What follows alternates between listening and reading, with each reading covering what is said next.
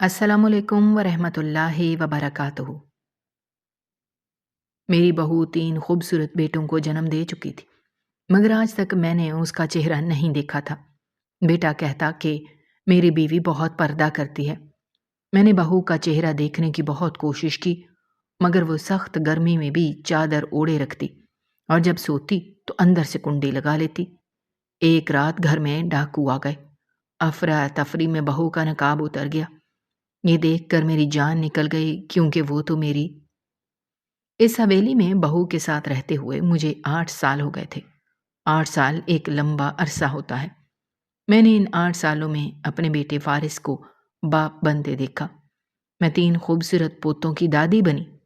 میری حویلی ان کی معصوم کہکہوں سے گونجتی رہتی تھی۔ لوگ مجھے مبارکباد دیتے، میری قسمت پر رشک کرتے کہ زبیدہ بیگم، آپ کا گھر مکمل ہو گیا۔ مگر انہیں کیا خبر تھی کہ میرے ہی گھر میں، میرے ہی آنگن میں ایک ایسی دیوار کھڑی تھی جسے میں 8 سالوں میں پھلانگ نہیں سکی تھی۔ یہ دیوار میری بہو ثانیہ کا نقاب تھا۔ میں نے آج تک اپنی بہو کا چہرہ نہیں دیکھا تھا۔ یہ ایک ایسا سچ تھا جسے میں کسی کے سامنے بیان کرتی تو لوگ مجھ پر ہنستے، مگر یہ میری زندگی کا سب سے بڑا روگ بن چکا تھا۔ یہ کوئی معمولی پردہ نہیں تھا جو گھر کی بڑی بوڑھیوں سے کیا جاتا ہے۔ ہمارے گھر میں فارس کے سوا کوئی مرد نہیں تھا۔ ملازموں کا آنا جانا باہر کے برآمدے تک محدود تھا۔ تو پھر یہ پردہ کس سے تھا؟ مجھ سے؟ اپنی ساس سے؟ یہ سوال 8 سالوں سے میرے سینے میں ایک کانٹے کی طرح چبھ رہا تھا، اور اب یہ ایک ناسور بن چکا تھا۔ یہ صرف پردہ نہیں تھا، یہ میری توہین تھی، میرے رتبے کی نفی تھی۔ میں جو اس گھر کی مالکن تھی، اپنے ہی گھر میں ایک اجنبی کے ساتھ رہ رہی تھی۔ فارس نے شروع سے ہی کہا تھا کہ امی وہ بہت پرہیزگار ہے، اس کی عادت ہے، آپ پریشان نہ ہوں۔ مگر 8 سال کوئی عادت نہیں ہوتی۔ یہ بغاوت تھی، میرے خلاف ایک خاموش بغاوت۔ ثانیہ کا وجود میرے لیے ایک معمہ تھا۔ چلو، سردیاں میں تو بڑی ساری چادر لپیٹنا سمجھ میں آنے والی بات تھی، مگر وہ تو سخت جون کی تپتی دوپہروں میں بھی، جب میں خود ہلکا سا ململ کا دوپٹہ اوڑھے پسینے میں شرابور ہوتی، وہ ایک بھاری چادر اور دستانوں میں ملبوس پھرتی رہتی۔ اس کی آواز میں سناٹا تھا، مگر وہ آواز بھی جیسے کسی کنویں سے آتی تھی۔ وہ اپنے بچوں سے بے پناہ محبت کرتی، انہیں کھلاتی پلاتی، ان کے ساتھ کھیلتی، مگر جیسے ہی میری آہٹ پاتی وہ ایک دم خاموش ہو جاتی، ایک سائے کی طرح جو دھوپ پڑتے ہی سمٹ جاتا ہے۔ میں نے کتنی ہی بار کوشش کی کہ اچانک اس کے کمرے میں چلی جاؤں، مگر اس کے کمرے کا دروازہ ہمیشہ اندر سے بند رہتا تھا۔ رات کو سوتے وقت وہ اندر سے کنڈی لگا لیتی تھی۔ یہ کیسا پردہ تھا جو ساس سے بھی تھا؟ میرا بیٹا فارس میری اس اذیت سے جیسے بے خبر تھا، یا شاید بے خبر بننا چاہتا تھا۔ وہ میری اور ثانیہ کے درمیان ایک کمزور سی ڈھال بنا کھڑا تھا۔ جب بھی میں غصے میں آتی، وہ میری منت سماجت کرنے لگتا، امی خدا کے لیے اسے اس کے حال پر چھوڑ دیں، وہ کسی کو نقصان تو نہیں پہنچا رہی نا؟ وہ مجھے کیا سمجھاتا کہ سب سے بڑا نقصان تو میرا ہو رہا تھا، میری انا کا، میری حاکمیت کا ہو رہا تھا۔ محلے میں جب میں نکلتی تو عورتیں مجھ سے باتیں کرتی، زبیدہ بیگم، سنا ہے آپ کی بہو بہت پرہیزگار ہے۔ میں زہر کا گھونٹ پی کر مسکرا دیتی، کچھ کانا پھوسی کرتی، ارے پرہیزگار نہیں، کوئی عیب ہے بڑا، سنا ہے چہرہ جلا ہوا ہے، اسی لیے چھپاتی پھرتی ہے۔ کوئی کہتی، ارے نہیں، میں نے تو سنا ہے اسے کوئی کوڑ جیسی بیماری ہے، تبھی تو دستانے نہیں اتارتی۔ ہر بات میرے دل پر تیر کی طرح لگتی۔ میں گھر آ کر فارس سے لڑتی کہ دیکھو لوگ کیا کیا باتیں بناتے ہیں، مگر وہ ہر بار مجھے چپ کرا دیتا۔ اور ثانیہ، اسے جیسے کوئی فرق ہی نہیں پڑتا تھا۔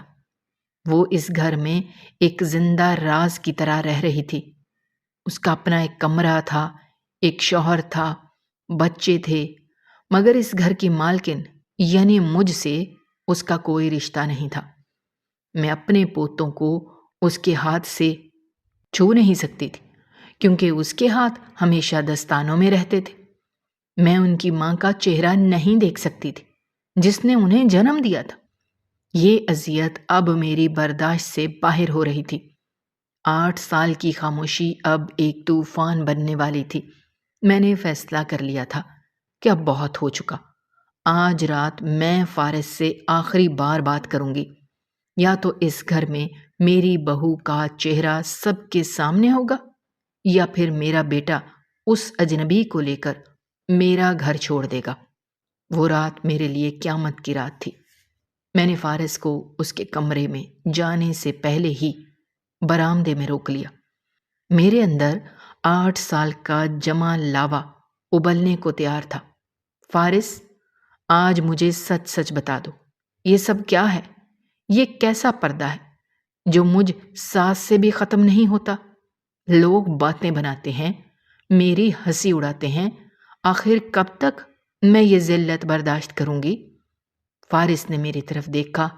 اس کی آنکھوں میں ہمیشہ والی نرمی نہیں تھی، آج وہ کچھ اور ہی لگ رہا تھا۔ اس نے دھیمے مگر سخت لہجے میں کہا، امی، آپ کو پہلے بھی کہا ہے، وہ پردہ کرتی ہے، اس کی عادت ہے، آپ کیوں زبردستی کرتی ہیں؟ عادت؟ میں چیخ پڑی۔ 8 سال سے تم یہی ایک جملہ بول رہے ہو۔ یہ عادت نہیں ہے، یہ میری توہین ہے۔ اس گھر میں کوئی غیر مرد نہیں ہے، پھر یہ ڈرامہ کس لیے؟ میرا لہجہ تلخ ہوتا جا رہا تھا۔ فارس، اس عورت کو طلاق دے دو۔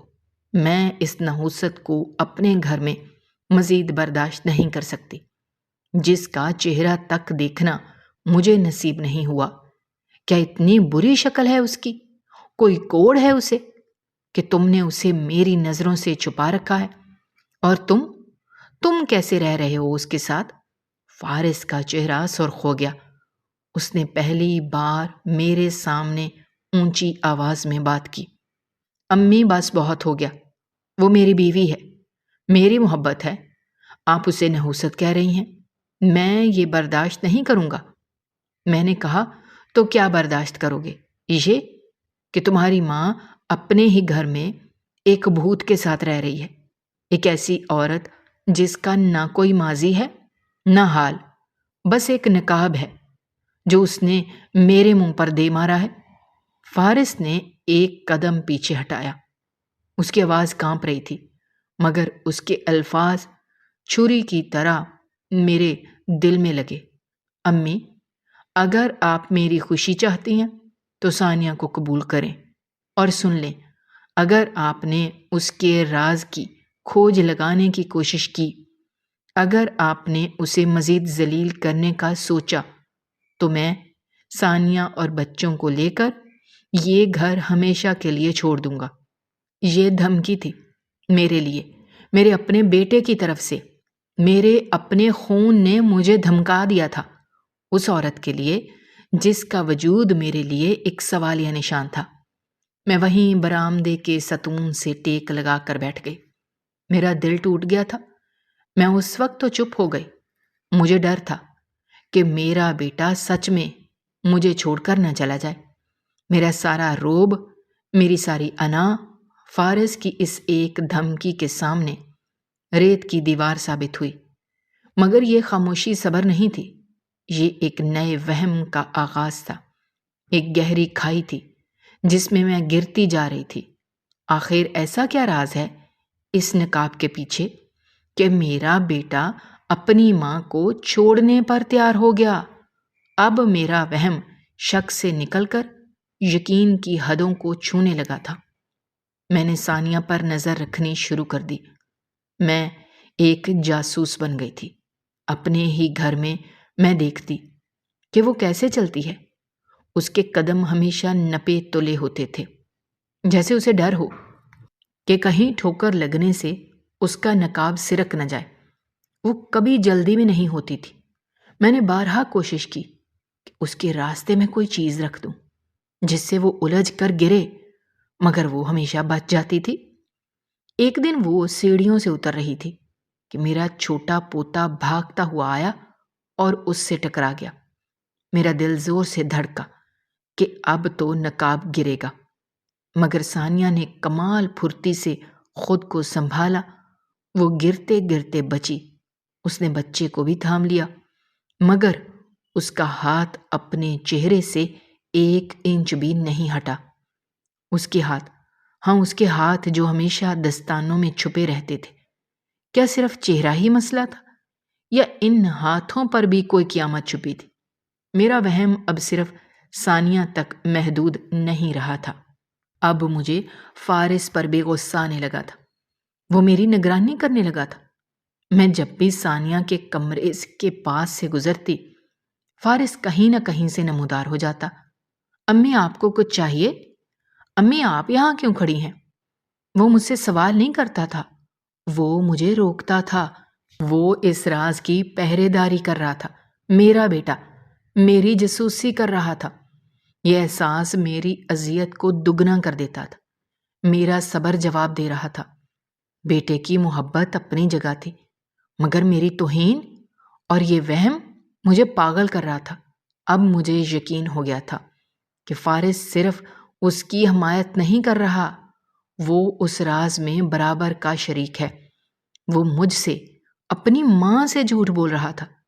یہ وہم اب صرف وہم نہیں رہا تھا، یہ ایک آگ بن چکا تھا جو میرے اندر سب کچھ جلا رہی تھی۔ میں نے فیصلہ کر لیا، اگر میرا بیٹا مجھے کچھ نہیں بتائے گا تو میں خود پتہ لگاؤں گی، چاہے اس کا انجام کچھ بھی ہو، چاہے میرا بیٹا مجھ سے ہمیشہ کے لیے روٹھ ہی کیوں نہ جائے۔ فارس کی دھمکی نے مجھے وقتی طور پر خاموش تو کر دیا تھا، مگر میرے اندر کی آگ بجھی نہیں تھی، وہ مزید بھڑک اٹھی تھی۔ میرا بیٹا مجھے چھوڑنے کی بات کر رہا تھا، اس عورت کے لیے جس کی میں نے شکل تک نہیں دیکھی تھی۔ اس کا مطلب تھا کہ راز بہت گہرا تھا۔ یہ صرف جلے ہوئے چہرے یا کسی بیماری کا معاملہ نہیں تھا، یہ کچھ اور تھا، کچھ بہت خوفناک، جس پر پردہ ڈالنے کے لیے میرا بیٹا اپنی ماں سے بغاوت پر اتر آیا تھا۔ میں نے خود کو سنبھالا، میں نے فارس کے سامنے ہتھیار ڈال دیے۔ میں نے اس سے کہا، ٹھیک ہے بیٹا، اگر تم اسی میں خوش ہو تو میں آج کے بعد ثانیہ سے کچھ نہیں کہوں گی، تم بس یہ گھر چھوڑنے کی بات مت کرو۔ میرے الفاظ سن کر فارس کے چہرے پر اطمینان کی لہر دوڑ گئی۔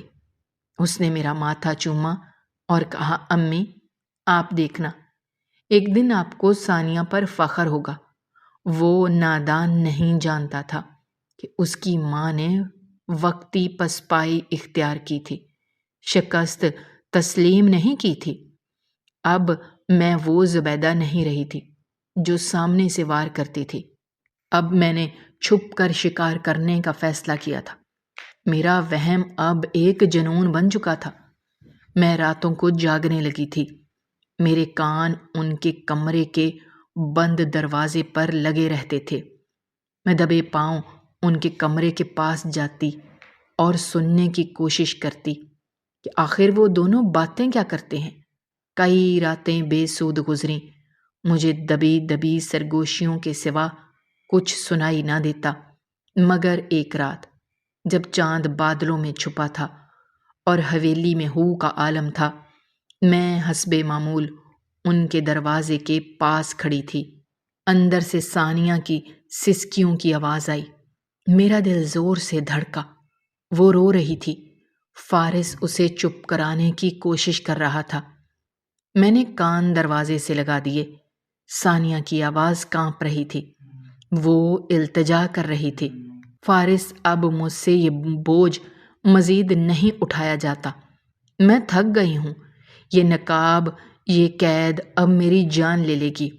آپ کی ماں، ان کی آنکھوں میں جو نفرت ہے میرے لیے، وہ مجھے جلا دیتی ہے۔ اور فارس کی آواز آئی، میری جان، بس تھوڑا صبر اور کر لو، ہم اپنی منزل کے بہت قریب ہیں۔ میں جانتا ہوں یہ مشکل ہے، مگر انصاف کے لیے یہ قیمت تو ادا کرنی ہوگی۔ انصاف؟ کیسا انصاف؟ میری ریڑھ کی ہڈی میں سرد لہر دوڑ گئی۔ یہ کیسا انصاف تھا جس کے لیے میری بہو قید کاٹ رہی تھی اور میرا بیٹا اپنی ماں سے جھوٹ بول رہا تھا؟ فارس نے مزید کہا کہ تم فکر مت کرو، میں سب ٹھیک کر دوں گا۔ وقت آنے والا ہے جب ہر چہرے سے نقاب اٹھ جائے گا اور ہر راز عیاں ہوگا۔ یہ سننا تھا کہ میرے پیروں تلے سے زمین نکل گئی۔ یہ پردہ نہیں تھا، یہ کسی طوفان کا دیباچہ تھا جو میری حویلی میں پنپ رہا تھا اور میں اس سے بے خبر تھی۔ میرا اپنا بیٹا میرے خلاف کسی سازش کا حصہ تھا۔ میں لڑکھڑاتے ہوئے اپنے کمرے میں واپس آ گئی۔ اس رات مجھے نیند نہیں آئی۔ انصاف، منزل، نقاب اٹھے گا، یہ الفاظ میرے کانوں میں گونج رہے تھے۔ اب مجھے ثانیہ سے زیادہ اپنے بیٹے فارس سے خوف آنے لگا تھا۔ وہ کیا کرنے جا رہا تھا؟ اسی کشمکش میں چند دن اور گزر گئے۔ میں نے اپنا رویہ بالکل معمول کا رکھا۔ میں فارس اور ثانیہ سے پہلے سے زیادہ نرمی سے پیش آنے لگی تاکہ انہیں لگے کہ میں سب کچھ بھول چکی ہوں، مگر میری نظریں عقاب کی طرح ان پر جمی تھیں۔ اسی دوران ایک دن پرانے محلے کی کنیز فاطمہ مجھ سے ملنے آ گئی۔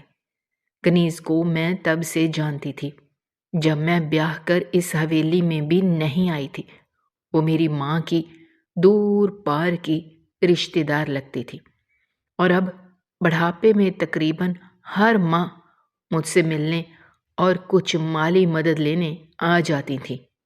میں برآمدے میں اس کے پاس بیٹھی پرانی باتیں کر رہی تھی کہ ثانیہ اپنے کمرے سے نکلی اور اس نے ملازمہ کو آواز دی، رحیمہ بی بی، بچوں کو دودھ دے دیں۔ اس کی آواز صاف اور بلند تھی۔ کنیز فاطمہ جو چائے کا کپ اٹھا رہی تھی ایک دم ٹھٹک گئیں۔ ان کے ہاتھ کانپ گئے۔ چائے کا کپ تپائی پر گرتے گرتے بچا۔ ان کا چہرہ زرد پڑ گیا۔ انہوں نے خوف زدہ نظروں سے میری طرف دیکھا۔ بی بی جی، یہ آواز کس کی تھی؟ میں نے بیزاری سے کہا، میری بہو ہے ثانیہ، تمہیں بتایا تو تھا، وہ پردہ کرتی ہے۔ کنیز فاطمہ نے نفی میں سر ہلایا، نہیں بی بی جی، میں نے اسے دیکھا نہیں، مگر یہ آواز تو میں نے پہلے بھی کہیں سنی ہے، بہت سال پہلے۔ یہ وہی درد ہے، وہی گھٹن ہے۔ میرا ماتھا ٹھنکا، میں سیدھی ہو کر بیٹھ گئی۔ کیسی آواز کنیز؟ کیا کہہ رہی ہو تم؟ کنیز نے جلدی سے اپنے آنسو پونچھے جو نہ جانے کب اس کی آنکھوں سے بہہ نکلے تھے۔ کچھ نہیں بی بی جی، میں تو سٹھیا گئی ہوں، پرانی باتیں یاد آ گئیں، اللہ معاف کرے۔ یہ آواز مجھے اس منحوس دن کی یاد دلا گئی جب اس حویلی میں زلزلہ آیا تھا۔ وہ خوفزدہ نظروں سے ادھر ادھر دیکھنے لگی جیسے اسے دیواروں سے بھی ڈر لگ رہا ہو۔ کنیز نے فوراً اپنی چادر سنبھالی اور کہا، بی بی جی، میں چلتی ہوں، مجھے دیر ہو رہی ہے۔ میں اسے روکتی رہ گئی مگر وہ رکی نہیں۔ وہ ایسے بھاگی جیسے اس نے کوئی بھوت دیکھ لیا ہو۔ میں وہیں بیٹھی رہ گئی۔ کنیز کی باتوں نے میرے شک کو مزید گہرا کر دیا تھا۔ کون سا منحوس دن؟ کیسی آواز؟ میرے ذہن میں پرانی یادیں کروٹ لینے لگیں مگر کچھ بھی واضح نہیں تھا۔ ایک طرف میرے بیٹے کی سازش، دوسری طرف کنیز کا خوف۔ میرا دل کہہ رہا تھا کہ ان دونوں باتوں کا آپس میں کوئی گہرا تعلق ہے جو میری سمجھ سے باہر تھا، مگر میں نے تہیہ کر لیا تھا کہ اب میں اس راز کی تہ تک پہنچ کر رہوں گی۔ کنیز فاطمہ کے جانے کے بعد کئی دن ایک عجیب سی وحشت میں گزرے۔ میرے کان ہر آہٹ پر لگے رہتے تھے۔ ثانیہ کی آواز اب مجھے صرف ایک پراسرار آواز نہیں لگتی تھی، بلکہ کنیز کے الفاظ کے بعد وہ مجھے کسی پرانی چیخ کا عکس لگتی تھی۔ فارس کی وہ باتیں کہ انصاف کا وقت قریب ہے میرے دماغ میں ہتھوڑے کی طرح بج رہی تھیں۔ میرا شک اب صرف ثانیہ پر نہیں تھا، مجھے لگتا تھا میرا بیٹا فارس بھی مجھ سے کچھ چھپا رہا ہے۔ وہ دونوں مل کر میرے خلاف کچھ کر رہے تھے، مگر کیا؟ اس کا جواب میرے پاس نہیں تھا۔ میں نے خود کو مصروف رکھنے کی کوشش کی، حویلی کے کام کاج میں دل لگایا، مگر میرا دھیان بار بار بھٹک جاتا تھا۔ میں جو اس گھر کی مالکن تھی، اب خود کو ایک قیدی محسوس کرنے لگی تھی، جس کے چاروں طرف شک اور وہم کی دیواریں کھڑی تھیں، اور ان دیواروں کے پار میری بہو کا وہ نقاب تھا جو میری بے بسی پر ہنس رہا تھا۔ ایک دوپہر میں لان میں بیٹھی ملازموں کو ہدایات دے رہی تھی کہ گیٹ پر گاڑی رکنے کی آواز آئی۔ میں نے لاپرواہی سے دیکھا، مگر گاڑی سے اترنے والے شخص کو دیکھ کر میرا دل جیسے ایک لمحے کے لیے دھڑکنا بھول گیا۔ وہ رؤوف صاحب تھے، میرے دوسرے شوہر کمال صاحب کے خاندانی وکیل۔ انہیں یہاں آئے ہوئے برسوں بیت گئے تھے، میں انہیں تقریباً بھول چکی تھی۔ ان کا اچانک یہاں آنا میرے لیے کسی خطرے کی گھنٹی سے کم نہیں تھا۔ میں نے فوراً خود کو سنبھالا اور انہیں ڈرائنگ روم میں بٹھایا۔ رؤوف صاحب کی آنکھوں میں وہی پرانی پیشہ ورانہ لاتعلقی تھی۔ انہوں نے ادھر ادھر کی باتوں میں وقت ضائع نہیں کیا۔ انہوں نے اپنا بریف کیس کھولا، کچھ کاغذات نکالے۔ زبیدہ بیگم، آج میں یہاں ایک بہت ضروری کام سے آیا ہوں۔ کمال صاحب مرحوم کی وصیت آپ کو یاد ہوگی؟ میرا حلق خشک ہو گیا۔ کمال صاحب کا نام سنتے ہی میرے ماضی کے وہ زخم ہرے ہو گئے جنہیں میں دفن کر چکی تھی۔ جی مجھے یاد ہے، میں نے بمشکل کہا۔ رؤوف صاحب نے کاغذات پر نظریں جمائے ہوئے کہا، وصیت کے مطابق کمال صاحب کی تمام جائیداد ان کی اکلوتی بیٹی کے نام تھی، جو 19 سال کی عمر میں اسے ملنی تھی۔ ہمارے حساب کے مطابق وہ بچی اب اس قانونی عمر کو پہنچ چکی ہوگی، اس لیے میں یہ جاننے آیا تھا کہ کیا اس کا کچھ پتہ چلا، تاکہ جائیداد کی منتقلی کا عمل شروع کیا جا سکے۔ میرے ہاتھ پاؤں ٹھنڈے پڑ گئے تھے۔ میں نے میز کو مضبوطی سے تھام لیا تاکہ میرا جسم کانپتا ہوا نظر نہ آئے۔ رؤوف صاحب، وہ تو بچپن میں ہی گم ہو گئی تھی جب وہ 9 سال کی تھی، میں نے ہکلاتے ہوئے کہا۔ میری آواز میرے ہی کانوں میں اجنبی لگ رہی تھی۔ رؤوف صاحب نے میری طرف دیکھا۔ جی وہ تو مجھے معلوم ہے، پولیس فائل میں آج بھی لاپتہ کے طور پر درج ہے، مگر قانون کی نظر میں جب تک موت ثابت نہ ہو جائے وہ زندہ تصور کی جائے گی اور جائیداد کی وارث رہے گی۔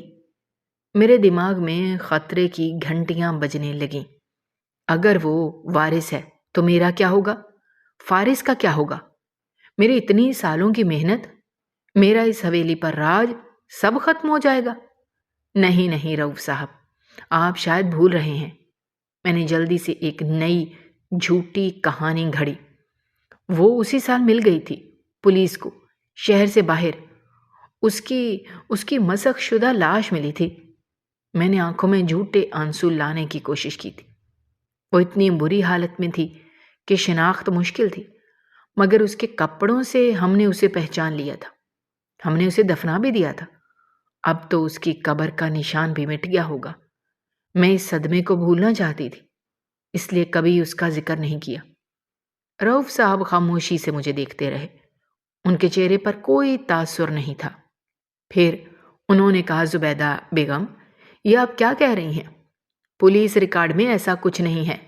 لاش ملی تھی تو اس کا ڈیتھ سرٹیفکیٹ بھی بنا ہوگا، کیس بھی بند ہوا ہوگا۔ میرا دل حلق میں آ گیا۔ میں نے غصے کا مظاہرہ کیا۔ پرانی باتیں ہیں رؤوف صاحب، فائلیں دب گئی ہوں گی۔ میں آپ کو کہہ رہی ہوں نا، میں اس کی ماں تھی۔ کیا آپ کو مجھ پر یقین نہیں؟ اب جائیداد کی وارث میں اور میرا بیٹا فارس ہیں۔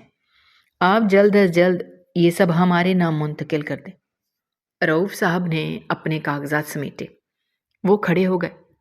ٹھیک ہے زبیدہ بیگم، میں محکمہ مال اور پولیس ریکارڈ سے مزید تسلی کر لیتا ہوں۔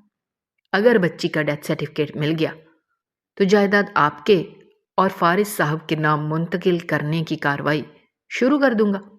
بہت جلد آپ سے رابطہ کروں گا۔ وہ یہ کہہ کر چلے گئے اور میں وہیں صوفے پر ڈھہ گئی۔ یہ میں نے کیا کر دیا؟ ایک جھوٹ کو چھپانے کے لیے دوسرا جھوٹ بول دیا۔ اب وہ ریکارڈ چیک کرے گا، وہاں کوئی ڈیتھ سرٹیفکیٹ نہیں ہوگا، کوئی لاش نہیں ملی تھی۔ میں تو خود اسے بکارن کو دے کر آئی تھی۔ میرا سر چکرانے لگا۔ مجھے لگا دیواریں مجھ پر گر رہی ہیں۔ عین اسی وقت مجھے سیڑھیوں سے ثانیہ کی آواز آئی۔ وہ فارس سے کہہ رہی تھی، فارس، وقت قریب آ رہا ہے۔ میں نے کہا تھا نا، انصاف ہو کر رہے گا۔ یہ آواز اس وقت میرے لیے موت کا پیغام تھی۔ کیا وکیل کا آنا کوئی اتفاق نہیں تھا؟ کیا یہ سب میری بہو اور میرا بیٹا مل کر رہے تھے؟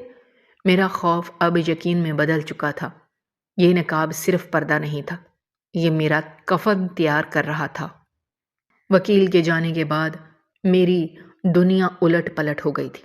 میں ایک زندہ لاش بن گئی تھی۔ میرا اپنا بیٹا، میرا خون میرے خلاف سازش کر رہا تھا، اور میری بہو، وہ پراسرار عورت جس کی آواز کنیز فاطمہ کے بقول کسی پرانی چیخ جیسی تھی، وہ انصاف کی بات کر رہی تھی۔ کیسا انصاف؟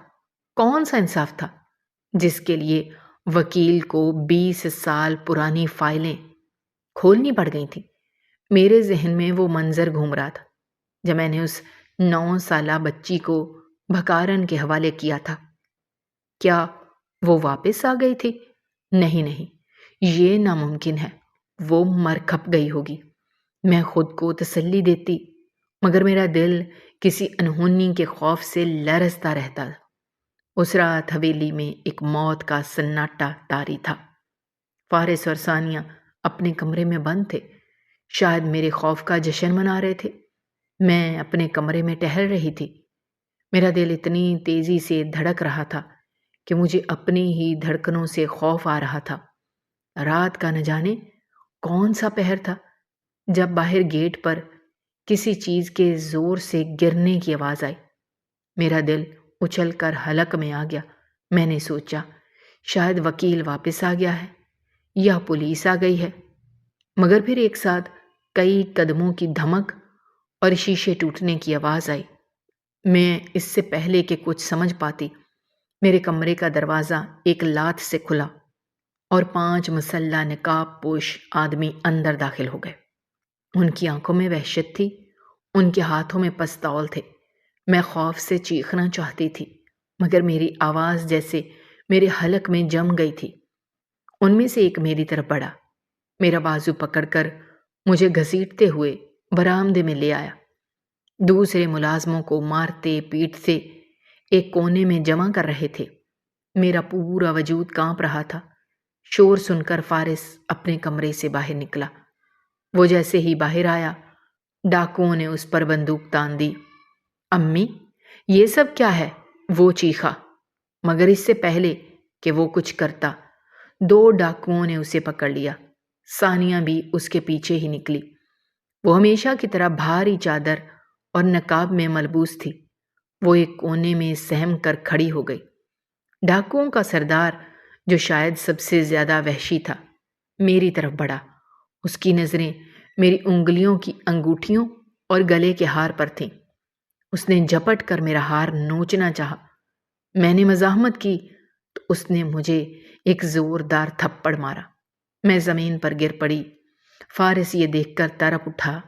اس نے پوری قوت سے خود کو ڈاکوؤں کی گرفت سے چھڑایا اور اس سردار پر پل پڑا۔ خبردار، جو میری ماں کو ہاتھ لگایا۔ دونوں کے درمیان گتھم گتھا شروع ہو گئی۔ فارس نہتا تھا اور وہ مسلح تھا۔ اچانک ایک دوسرے ڈاکو نے، جو دور کھڑا تھا، فارس پر سیدھا پستول تان لیا۔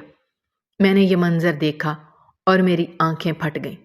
نہیں، میرے بیٹے کو گولی مت مارنا، میں چیخی، مگر میری آواز نکار خانے میں طوطی کی آواز ثابت ہوئی۔ وقت جیسے تھم گیا تھا۔ میں اپنے بیٹے کو مرتے ہوئے دیکھنے والی تھی۔ اچانک ایک سایہ بجلی کی تیزی سے میرے اور فارس کے درمیان سے گزرا۔ یہ ثانیہ تھی، وہ عورت جو 8 سال سے ایک سائے کی طرح رہتی تھی، آج ایک شیرنی کی طرح گرجی تھی۔ نہیں، اس نے چیختے ہوئے اس ڈاکو کے ہاتھ پر جھپٹا جس نے فارس پر بندوق تانی تھی۔ اس کا مقصد فارس کو بچانا تھا۔ اس دکم پھیل اور کھینچا تانی میں ڈاکو کا ہاتھ مڑا، پستول سے گولی چلی، مگر اس کا نشانہ چوک گیا۔ گولی چھت میں لگی، مگر اس افراتفری میں ڈاکو کے ہاتھ سے ثانیہ کا نقاب الجھ کر کھینچ گیا۔ 8 سال میں پہلی بار اس کا چہرہ میری آنکھوں کے سامنے تھا۔ میں نے دیکھا وہ ایک زرد چہرہ تھا جس پر خوف نہیں، غصہ تھا۔ اس کی آنکھیں دہک رہی تھیں، مگر میرا دماغ جیسے معاف ہو گیا تھا۔ میں اس کا چہرہ پہچان نہیں سکی کیونکہ میں نے اسے بچپن میں دیکھا تھا۔ ڈاکو نے غصے سے اسے دیکھا، دھکا دیا۔ ثانیہ اپنا توازن برقرار نہ رکھ سکی اور میرے قدموں کے پاس آ گری۔ وہ گری تو اس کا ہاتھ میرے سامنے فرش پر ٹکا۔ اس کھینچا تانی میں اس کے ہاتھ سے دستانہ بھی اتر گیا تھا۔ حویلی میں شور تھا، ڈاکو چیخ رہے تھے، فارس ان سے لڑ رہا تھا، مگر میری دنیا، میری آنکھیں اس ایک لمحے پر آ کر ٹھہر گئی تھیں۔ برآمدے کی مدھم روشنی میں میری بہو کا ننگا ہاتھ میرے سامنے تھا اور اس کی کلائی پر، اس کی گوری جلد پر ایک کالا بدنما ستارے کی شکل کا نشان، جلا ہوا نشان تھا۔ یہ نشان، میرا دماغ گھوم گیا۔ وقت 10 سال پیچھے چلا گیا۔ مجھے اپنا ہی ہاتھ یاد آیا جس میں ایک گرم دہکتا ہوا چمٹا تھا۔ مجھے ایک 9 سال کی بچی کی فلک شگاف چیخ سنائی دی، وہی ستارے کی شکل کا نشان جو میں نے خود اس کی کلائی پر داغا تھا۔ میرا دل بند ہونے لگا۔ میں نے کانپتے ہوئے نظریں فرش پر پڑی ثانیہ کے چہرے پر جمائیں۔ وہ چہرہ جو مجھے اجنبی نہیں لگ رہا تھا، وہ آنکھیں، وہ نقش و نگار، یہ تو میری ستیلی بیٹی تھی، وہ بچی جسے میں نے 10 سال پہلے ایک بھکارن کو بیچ دیا تھا، وہ جسے میں مردہ سمجھ بیٹھی تھی۔ میری جان جیسے میرے جسم سے نکل گئی تھی۔ میرے منہ سے صرف ایک لفظ نکلا، گڑیا۔ وقت جیسے تھم گیا۔ حویلی میں مچا شور، ڈاکوؤں کی چیخ و پکار، فارس کی مزاحمت، سب کچھ پس منظر میں چلا گیا تھا۔ میری آنکھیں، میری روح، میری کائنات اسے ایک نقطے پر آ کر ٹھہر گئی تھی۔ میری بہو کے ننگے ہاتھ پر وہ ستارے کی شکل کا کالا بدنما نشان، وہ نشان جو 10 سال پرانا تھا مگر آج بھی اتنا ہی تازہ تھا جتنا اس دن جب میں نے وہ گرم چمٹا اس کی نازک کلائی پر رکھا تھا۔ میرا دماغ گھوم گیا، حال کے سارے منظر دھندلا گئے اور ماضی کسی سیلابی ریلے کی طرح میری آنکھوں کے سامنے آ کھڑا ہوا۔ جب میں اپنے پہلے شوہر کے انتقال کے بعد تنہا رہ گئی تھی، میرا بیٹا فارس اس وقت 10 سال کا تھا، میں جوان تھی اور اپنی محرومیوں کا ازالہ چاہتی تھی۔ تبھی میری زندگی میں کمال صاحب آئے۔ وہ مجھ سے عمر میں کافی بڑے تھے مگر بے انتہا امیر اور نرم دل۔ انہوں نے مجھے اور میرے بیٹے فارس کو سہارا دیا اور میں بیاہ کر اس حویلی میں آ گئی۔ کمال صاحب کی پہلی بیوی کا انتقال ہو چکا تھا اور ان کی ایک 6 سال کی بیٹی تھی، گڑیا۔ وہ واقعی گڑیا جیسی تھی، خوبصورت، معصوم اور شوخ۔ کمال صاحب نے میرے بیٹے فارس کو اپنے بیٹے کی طرح اپنایا۔ انہوں نے اسے بہترین اسکول میں داخل کروایا، اس کی ہر خواہش پوری کی۔ میں خوش تھی کہ فارس کو باپ کی کمی محسوس نہیں ہو رہی تھی، مگر میں اس حویلی کی ملکہ بن کر بھی ادھوری تھی، کیونکہ اس حویلی کا اصل مرکز کمال صاحب کی آنکھوں کا تارا ان کی 6 سالہ بیٹی گڑیا تھی۔ کمال صاحب کی جان اس چڑیا میں تھی۔ وہ شام کو دفتر سے لوٹتے تو ان کی پہلی نظر گڑیا کو تلاش کرتی۔ وہ اس کے لیے مہنگے کھلونے لاتے، اسے اپنے سینے سے لگا کر رکھتے۔ ان کی آواز، جو میرے لیے ہمیشہ دھیمی اور سنجیدہ رہتی تھی، گڑیا سے بات کرتے ہوئے شہد جیسی میٹھی ہو جاتی تھی۔ میں نے اس گھر کی ہر چیز پر قبضہ کر لیا تھا، مگر کمال صاحب کے دل پر گڑیا کا راج تھا، اور یہی بات میرے حسد کی آگ کو ہوا دیتی تھی۔ میں اس بچی سے نفرت کرنے لگی تھی۔ وہ مجھے میرے شوہر اور میری دولت کے درمیان ایک دیوار لگتی تھی۔ میں نے بارہا کوشش کی کہ کمال صاحب کی نظر میں اسے گرا دوں، مگر وہ اتنی معصوم اور سمجھدار تھی کہ میری ہر کوشش ناکام ہو جاتی تھی۔ ستم ظریفی یہ تھی کہ میرا بیٹا فارس، وہ گڑیا پر جان چھڑکتا تھا۔ وہ سارا دن اس کے ساتھ کھیلتا رہتا، حویلی کے وسیع لان میں بھاگ دوڑ کرتے، چھپن چھپائی کھیلتے۔ فارس اس کا محافظ بن گیا تھا۔ وہ اسے کہانیاں سناتا، اس کے بال بناتا۔ میں فارس کو روکتی، اسے ڈانٹتی کہ تم اس لڑکی سے دور رہا کرو، یہ تمہاری کچھ نہیں لگتی، مگر فارس میری بات نہ سنتا۔ وہ کہتا، امی یہ کتنی پیاری ہے، یہ میری چھوٹی بہن ہے۔ ان دونوں کی بڑھتی ہوئی محبت میرے حسد کو اور گہرا کر دیتی۔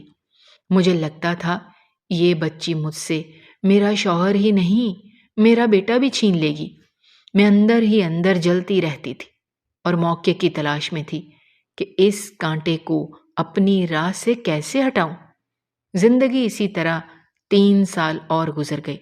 گڑیا اب 9 سال کی ہو چکی تھی اور فارس 13 سال کا تھا۔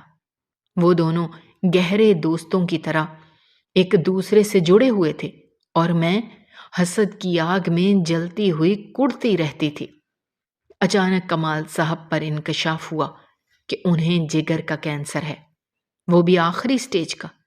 یہ خبر مجھ پر بجلی بن کر گری، مگر میرے دکھ سے زیادہ میرے اندر چھپی لالچ جاگ اٹھی تھی۔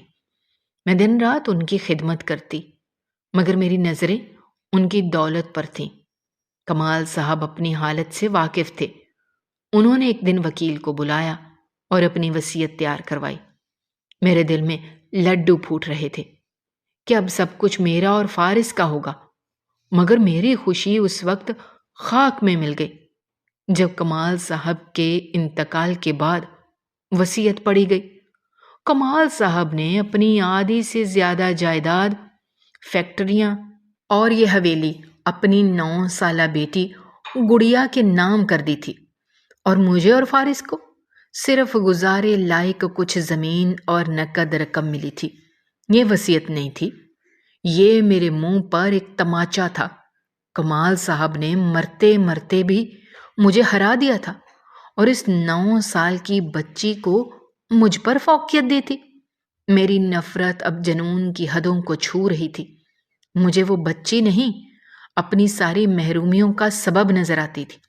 میں نے فیصلہ کر لیا تھا، میں یہ جائیداد اس سے چھین کر رہوں گی۔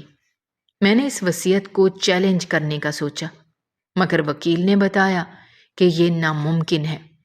اب میرے پاس صرف ایک ہی راستہ بچا تھا کہ میں اس وارث کو ہی راستے سے ہٹا دوں، اور میں اس منحوس دن کا انتظار کرنے لگی جب میں اپنا پتہ صاف کر سکتی۔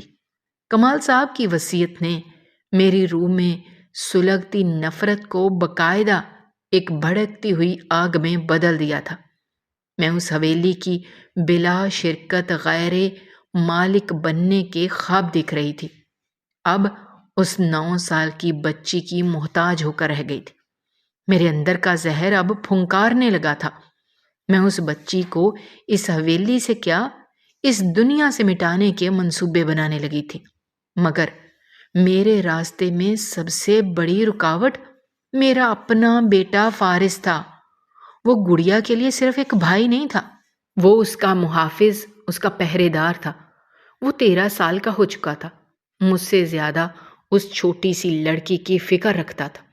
اس کی موجودگی میں گڑیا کو ایک جھڑکی تک نہیں دے سکتی تھی میں۔ فارس فوراً ڈھال بن کر سامنے آ جاتا تھا۔ امی، آپ اسے کیوں ڈانٹ رہی ہیں؟ اس کی کیا غلطی ہے؟ اس کا لہجہ اتنا مضبوط ہوتا کہ مجھے چپ لگ جاتی تھی۔ مجھے اندازہ ہو گیا تھا کہ اپنا منصوبہ پورا کرنے کے لیے مجھے فارس کی غیر موجودگی کا انتظار کرنا ہوگا، اور یہ موقع مجھے جلد ہی مل گیا۔ فارس کے نانا نانی یعنی میرے والدین نے اسے چند دنوں کے لیے اپنے پاس گاؤں بلایا۔ فارس گڑیا کو چھوڑ کر نہیں جانا چاہتا تھا، مگر میں نے اسے زبردستی بھیج دیا کہ وہ بھی تمہیں یاد کرتے ہیں، ہو آؤ۔ جیسے ہی فارس کی گاڑی حویلی کے گیٹ سے نکلی، میں نے اپنے کمرے کا رخ کیا اور مسکرائی۔ میرے چہرے پر وہ اطمینان تھا جو ایک شکاری کو شکار کے جال میں پھنسنے پر ہوتا ہے۔ گڑیا بے خبر لان میں کھیل رہی تھی۔ میں نے اسے آواز دی، وہ دوڑتی ہوئی میرے پاس آئی۔ اس کی آنکھوں میں اپنے باپ کے کھو جانے کا دکھ تھا، مگر فارس کی محبت نے اسے سنبھال رکھا تھا۔ میں نے اس کا بازو پکڑا، اسے گھسیٹتی ہوئی اس کے باپ کے کمرے میں لے گئی۔ تم منحوس ہو، میں چیخی۔ جب سے اس گھر میں آئی ہو مصیبت لائی ہو، میرے شوہر کو کھا گئی ہو، اور اب میری دولت پر سانپ بن کر بیٹھ گئی ہو۔ وہ معصوم بچی سہم گئی۔ امی، آپ یہ کیا کہہ رہی ہیں؟ فارس بھیا کہاں ہیں؟ امی کا لفظ سن کر میرا پارا چڑھ گیا۔ میں تمہاری ماں نہیں ہوں۔ میں نے اسے تھپڑ مارا۔ وہ روتی ہوئی زمین پر گر گئی۔ یہ میرے ظلم کی ابتدا تھی۔ اگلے 3 دن میں نے اس بچی پر وہ قیامت ڈھائی جس کا تصور بھی نہیں کیا جا سکتا تھا۔ میں نے ملازموں کو سختی سے منع کر دیا کہ کوئی اس کے کمرے کے پاس بھی نہ بھٹکے۔ میں نے اسے بھوکا پیاسا رکھنا شروع کر دیا۔ وہ روتی رہی، فارس بھیا کو پکارتی رہی، مگر اس کی آواز سننے والا کوئی نہیں تھا۔ میں اس کی سسکیاں سنتی اور میرے کلیجے کو ٹھنڈک پڑتی تھی۔ میں اسے بتانا چاہتی تھی کہ اس حویلی کی اصل مالکن کون ہے۔ تیسرے دن وہ بھوک سے نڈھال ہو کر میرے قدموں میں گر پڑی۔ آنٹی، مجھے معاف کر دیں، مجھے کھانا دے دیں، میں مر جاؤں گی۔ میں نے اسے بالوں سے پکڑا اور گھسیٹتے ہوئے باورچی خانے میں لے گئی۔ اس وقت دوپہر تھی۔ ملازم اپنے کوارٹرز میں تھے۔ باورچی خانے میں چولہے پر دودھ ابل رہا تھا اور پاس ایک لوہے کا چمٹا پڑا تھا جو آگ سے دہک رہا تھا۔ وہ پانی مانگ رہی تھی اور میں غصے سے کانپ رہی تھی کہ کل فارس آنے والا تھا اور یہ مصیبت ابھی تک میرے سر پر سوار تھی۔ اچانک میری نظر اس گرم چمٹے پر پڑی۔ میرے اندر کی درندگی جاگ اٹھی۔ میں نے وہ دہکتا ہوا چمٹا اٹھایا۔ وہ خوف سے پیچھے ہٹی، مگر میں نے اسے پکڑ لیا۔ میں تمہیں ایسا نشان دوں گی کہ تم ساری زندگی اپنی اوقات نہ بھولو۔ میں نے وہ گرم چمٹا اس کی نازک سی گوری کلائی پر رکھ دیا۔ ایک دل خراش چیخ بلند ہوئی۔ جلے ہوئے گوشت کی بو پورے باورچی خانے میں پھیل گئی۔ وہ تڑپ کر بے ہوش ہو گئی۔ میں نے اسے وہیں فرش پر چھوڑا اور اپنے کمرے میں آ کر اطمینان سے بیٹھ گئی۔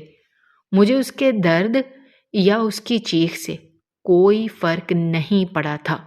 میں نے اپنا فیصلہ کر لیا تھا۔ اگلے دن صبح سویرے حویلی کے گیٹ پر ایک بھکارن صدا لگاتے ہوئے آئی۔ وہ ہر جمعرات کو آتی تھی۔ میں نے اس کا زخم چھپا کر اسے ہوش میں لایا، گھسیٹتی ہوئی گیٹ تک لے گئی۔ بھکارن مجھے دیکھ کر حیران رہ گئی۔ میں نے اپنے ہاتھ سے سونے کی چوڑیاں اتاری اور کچھ نقد رقم اس کے ہاتھ پر رکھتے ہوئے کہا، یہ لڑکی لے جاؤ، اسے اس شہر سے اتنا دور لے جاؤ کہ اس کا سایہ بھی مجھ تک نہ پہنچے۔ اسے بیچ دو، اسے بھی بھیک مانگنے پر لگا دو، جو چاہے کرو، مگر اگر یہ مجھے دوبارہ نظر آئی تو میں تمہیں زندہ جلا دوں گی۔ بھکارن کی آنکھوں میں لالچ اور خوف ایک ساتھ چمکا۔ اس نے بچی کو بازو سے پکڑا اور تیزی سے وہاں سے چلی گئی۔ میں نے اطمینان کا سانس لیا، واپس آ کر پولیس کو فون کر دیا۔ کہ میری سوتیلی بیٹی اغوا ہو گئی ہے۔ دوپہر تک فارس واپس آ گیا۔ وہ گھر میں داخل ہوتے ہی گڑیا گڑیا پکارنے لگا۔ میں نے اس کے سر پر ہاتھ رکھا اور جھوٹے آنسو بہاتے ہوئے کہا، بیٹا وہ کہیں چلی گئی ہے۔ میں نے اسے بہت روکا مگر وہ کہہ رہی تھی میں بابا کے پاس جا رہی ہوں۔ وہ خود ہی گھر سے نکل گئی۔ فارس پر جیسے آسمان ٹوٹ پڑا۔ وہ پاگلوں کی طرح چیخنے لگا، نہیں امی، آپ جھوٹ بول رہی ہیں، وہ مجھے چھوڑ کر نہیں جا سکتی۔ وہ حویلی کا کونا کونا چھان مار رہا تھا۔ اس نے رو رہا تھا، گڑیا تم کہاں ہو؟ باہر گلیوں میں بھاگا، ہر آنے جانے والے سے پوچھا مگر وہ نہیں ملی۔ شام تک پولیس بھی آ گئی، رسمی کارروائی ہوئی مگر میں جانتی تھی کہ وہ کبھی نہیں ملے گی۔ فارس اس رات تھکا ہارا ٹوٹا ہوا واپس آیا۔ وہ رو نہیں رہا تھا، اس کی آنکھیں ویران تھیں۔ وہ میرے سامنے آ کر کھڑا ہوا۔ اس کی 13 سالہ آنکھوں میں وہ گہرائی تھی جو میں آج تک نہ سمجھ سکی۔ اس نے مجھ سے صرف اتنا پوچھا، امی آپ نے اسے جانے دیا نا؟ اس کی آواز اتنی سرد تھی کہ میری روح کانپ گئی۔ میں نے کچھ کہنے کی کوشش کی مگر وہ پلٹا اور اپنے کمرے میں چلا گیا۔ اس دن کے بعد فارس نے مجھ سے گڑیا کا ذکر کبھی نہیں کیا۔ وہ ایک دم خاموش ہو گیا تھا۔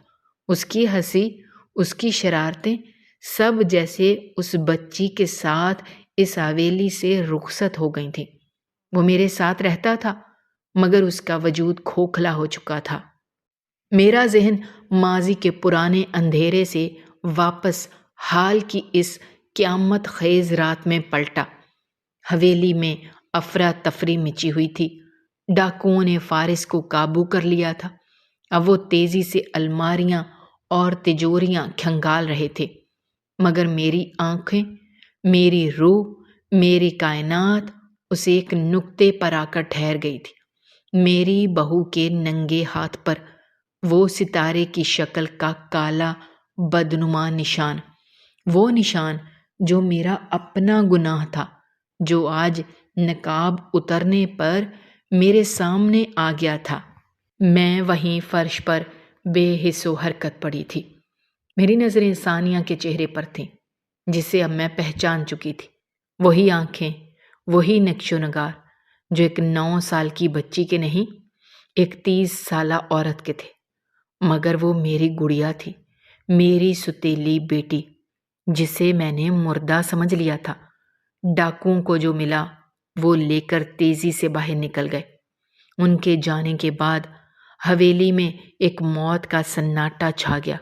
فارس تیزی سے میری طرف لپکا، امی آپ ٹھیک تو ہیں؟ مگر میں اسے نہیں دیکھ رہی تھی، میں تو بس اس چہرے کو دیکھ رہی تھی جو اب بھی فرش پر بیٹھا تھا، جس کے نقاب کے اب کوئی معنی نہیں رہے تھے۔ میں لرزتے ہوئے ہونٹوں سے بولی، گڑیا ڈاکو تو لوٹ کر چلے گئے مگر آج مجھے لگتا ہے جیسے میں خالی ہاتھ رہ گئی ہوں۔ میری ساری دولت، میرا سارا غرور آج لٹ گیا تھا۔ فارس جو مجھے اٹھانے کی کوشش کر رہا تھا وہیں رک گیا۔ اس کے چہرے پر ایک تلخ مسکراہٹ ابھری۔ اس نے ثانیہ یعنی گڑیا کو سہارا دے کر اٹھایا اور اسے اپنے پاس کھڑا کر لیا۔ ہاں امی آپ ٹھیک کہتی ہیں، آج آپ لٹ گئی ہیں۔ آپ کی ساری چلاکیاں، آپ کا سارا غرور آج خاک میں مل گیا۔ میں کانپتی ہوئی نظروں سے اسے دیکھنے لگی۔ تم جانتے تھے فارس؟ اس نے دھیمے مگر مضبوط لہجے میں کہا۔ ہاں امی، میں سب جانتا تھا۔ میں اس دن بھی جانتا تھا جب آپ نے گڑیا کو گھر سے نکالا تھا۔ میرا 13 سالہ دل اس وقت بھی سمجھ گیا تھا کہ وہ خود نہیں گئی، اسے بھیجا گیا ہے۔ آپ نے تو اسے بھکارن کو بیچا تھا۔ میں نے اسے 5 سال بعد ڈھونڈا تھا، انہیں بھکاریوں کے ایک اڈے پر۔ وہ بھیک مانگ رہی تھی، اس کی حالت مردوں سے بدتر تھی، مگر میں نے اسے اس کے ہاتھ کے نشان سے پہچان لیا تھا۔ اس دن میں نے فیصلہ کر لیا تھا میں اسے اس کا حق دلا کر رہوں گا، مگر میں اسے اس وقت اس حویلی میں نہیں لا سکتا تھا۔ مجھے ڈر تھا آپ اسے پھر سے کوئی نقصان نہ پہنچا دیں۔ میں نے اسے ایک ہاسٹل میں رکھا، اسے پڑھایا لکھایا، اور جب وہ قابل ہو گئی تو میں نے اس سے نکاح کر کے اسے اس حویلی میں لے آیا۔ اس کا ایک ایک لفظ جیسے میرے وجود پر تیزاب بن کر گر رہا تھا۔ میں فرش پر بیٹھی زار و قطار رو رہی تھی۔ فارس نے بات جاری رکھی، میں نے ہی اسے نقاب میں رہنے کو کہا تھا۔ میں جانتا تھا کہ آپ اس کا چہرہ دیکھ لیتی تو پہچان جاتی۔ میں اس دن کا انتظار کر رہا تھا جب آپ کے گناہ خود آپ کے سامنے آ کھڑے ہوں۔ وکیل کو بھی میں نے ہی بلایا تھا، امی، وہ فائلیں کھلوانے کے لیے، تاکہ گڑیا کو اس کا جائز حق مل سکے۔ اور ہاں، میں آپ کو اس کا چہرہ اس لیے نہیں دکھاتا تھا کیونکہ میں جانتا تھا کہ آپ کا ضمیر مر چکا ہے، مگر میں آپ سے نفرت نہیں کرنا چاہتا۔ مگر آج آپ سن لیں امی، اب آپ اس کا کچھ نہیں بگاڑ سکتی، کیونکہ اگر آپ نے گڑیا کو کوئی نقصان پہنچانے کی کوشش کی تو آپ اپنے اس بیٹے کو ہمیشہ کے لیے کھو دیں گی۔ یہ آخری چوٹ تھی جو میں برداشت نہ کر سکی۔ میں گڑیا کے قدموں میں گر گئی، اس کے پاؤں پکڑ کر بچوں کی طرح بلک بلک کر رو رہی تھی۔ مجھے معاف کر دو گڑیا، مجھ سے گناہ ہو گیا، میں اندھی ہو گئی تھی، دولت نے میری آنکھوں پر پردہ ڈال دیا تھا، مجھے معاف کر دو میری بچی۔ گڑیا جس نے اتنے سال صرف نفرت اور انتقام کے سہارے گزارے تھے، آج اپنی سب سے بڑی دشمن کو اپنے قدموں میں گرا دیکھ کر پگھل گئی۔ اس نے مجھ کو سہارا دے کر اٹھایا اور اپنے گلے سے لگا لیا۔ میں نے آپ کو معاف کیا زبیدہ بیگم، میں نے آپ کو اس دن معاف کر دیا تھا جس دن فارس نے مجھے ڈھونڈ کر سایہ دیا تھا۔ آپ کو معافی کی کوئی ضرورت نہیں ہے۔ میں اس کے اس قدر اعلیٰ ظرف پر دنگ رہ گئی۔ اگلی صبح حویلی کی فضا بالکل مختلف تھی۔ فارس وکیل رؤوف صاحب کو ساتھ لے کر آیا تھا۔ میں خاموشی سے ایک کونے میں بیٹھی تھی۔ میں نے کانپتے ہاتھوں سے سارے کاغذات پر دستخط کر دیے اور کمال صاحب کی ساری جائیداد اس کی اصل وارث گڑیا عرف ثانیہ کے نام منتقل ہو گئی۔ فارس میرے پاس آیا۔ اس کے دل میں میرے لیے نفرت نہیں مگر افسوس اور دکھ تھا۔ وہ جانتا تھا کہ جو ہو گیا اسے بدلا نہیں جا سکتا، مگر وہ اپنی ماں سے تعلق بھی نہیں توڑ سکتا تھا۔ اس نے میرے سر پر ہاتھ رکھا۔ میں نے روتے ہوئے اپنے بیٹے کو دیکھا اور گڑیا نے آگے بڑھ کر میرا ہاتھ تھام لیا۔ حویلی پر آج بھی میرا ہی سایہ تھا، مگر اب میں راج نہیں کر رہی تھی بلکہ اپنے گناہوں کا کفارہ ادا کر رہی تھی۔ نقاب اتر چکا تھا اور انصاف کا بول بالا ہوا تھا۔ دوستو، ہماری آج کی کہانی آپ کو کیسی لگی؟ کمنٹ باکس میں اپنی رائے کا اظہار کرنا مت بھولیے گا، اور اگر آپ ہمارے چینل پر نئے ہیں تو چینل کو سبسکرائب کرنا بھی مت بھولیے گا۔ شکریہ۔ اللہ حافظ۔